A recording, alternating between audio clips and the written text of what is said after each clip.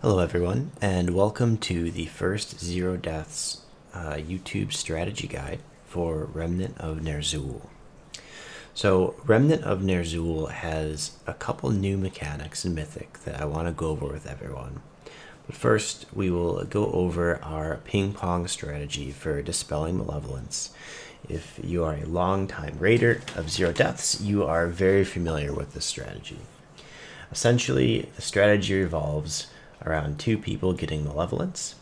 The first person to a side will go to the raid marker, while the rest of the raid will move closer. The second person with malevolence, the paladin in this example, will stay in the raid group. We will dispel this first person, which then knocks everyone across the way.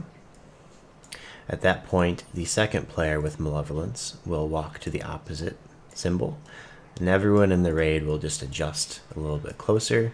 We will then dispel this person, which will then knock the rest of the raid back towards the middle. That is how we do our ping pong strat for dispels. Just wanted to make sure I went over that with everyone, as that can be different from other guilds. The other standard mechanics, don't stand in swirlies, don't stand in cones. And so that's pretty much an overview of what we've seen so far with Heroic Ner'zhul. For Mythic Ner'zhul, there are a few changes. First of all, I'd like to go over the healers. We're going to run 5 or 6 healers.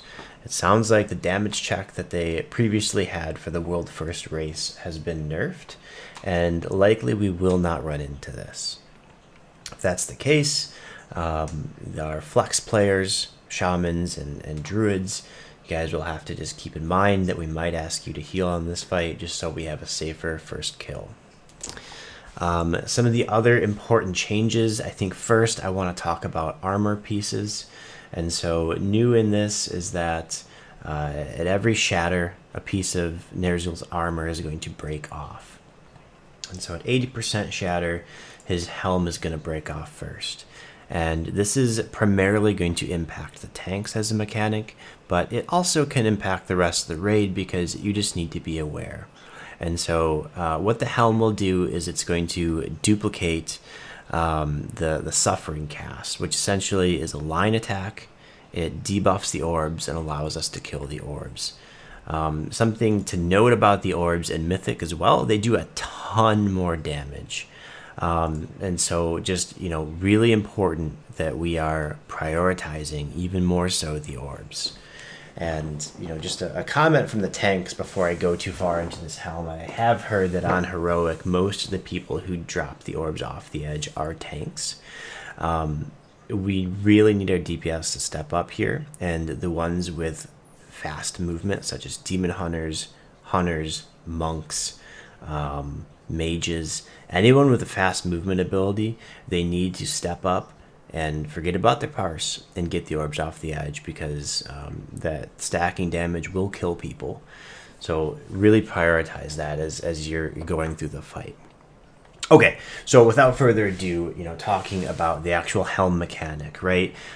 So this is the ideal scenario. So the tank is going to pull the boss onto the first orb that spawns, right? Just like that.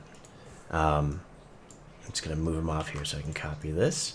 So he's going to move the boss onto the first orb that spawns. When the second orb spawns, say it goes over there, the tank is going to rotate around and aim the beam so that it hits these first 2 orbs. Occasionally a third orb will spawn, at which point the off tank will line up with the helm so that the helm, when they shoot their Suffering, hits this third orb. And this is always the ideal scenario. The first orb pops, the main tank immediately brings the boss to it, lines up with the second orb, and then the third orb, the off tank, will hit it with the helm.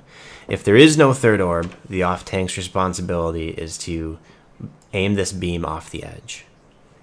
So again, primarily a tank mechanic, but really important that the rest of the raid, if there's a third orb here and the off tank's aiming the helm here, not only do you have to pay attention to where Ner'zhul is and where the beam is coming from him, but you also have to pay attention to the helm and where the beam is coming from the helm. And as the fight progresses, all these armor pieces that follow this, they're going to move around, right? So they could be anywhere. So DPS, you have to watch for this helm position. Okay, so that is how we want the orbs to be handled. And then after that, we can go into the next phase, which is the hand. And so the hand, when it drops at 60%, they will duplicate the Grasp of Malice. And that is the really easy to avoid black triangles that shoot across the stage. I don't foresee this as being a big issue, but it is important to know that the hand will be moving around and it will cast its own Grasp of Malice, not necessarily through the middle of the raid. My assumption is that it's coded so that it will target someone from the raid. And so most likely, wherever we're standing, this is going to go right over it, and it's just going to require a little bit more movement. Don't get hit by that. It's really easy to avoid. Okay. And then the last item is the chest, and the chest will duplicate Malevolence.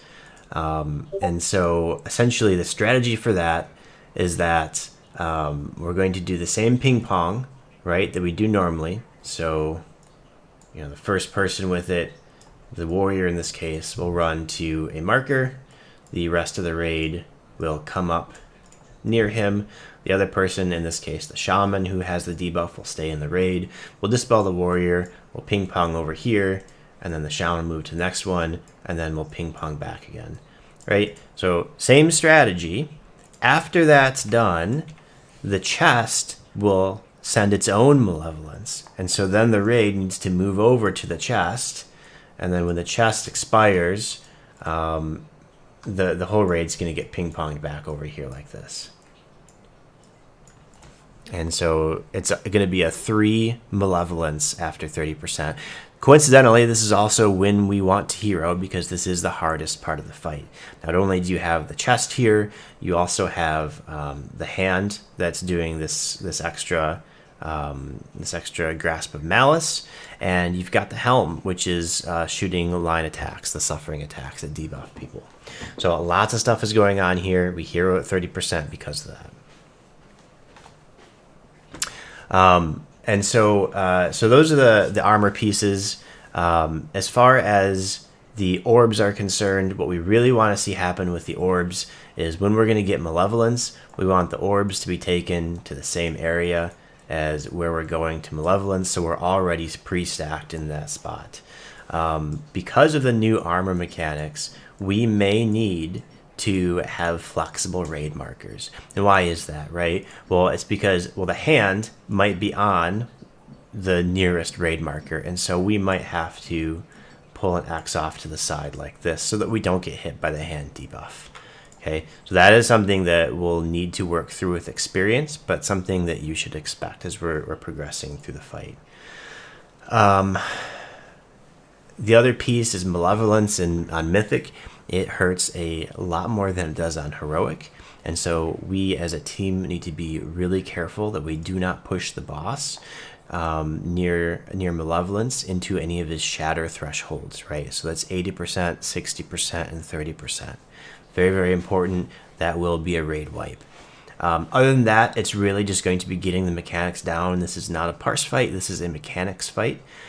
So make sure you guys all check out some sort of boss guide so you can actually see these mechanics in place before we walk into this boss. All right, as always, if there's any questions or any suggestions, please feel free to reach out to me or any one of my officers. We are very happy to hear that, and it's much easier to work through it outside of raid. And if you guys have any questions, please let me know. And I look forward to killing this boss with you.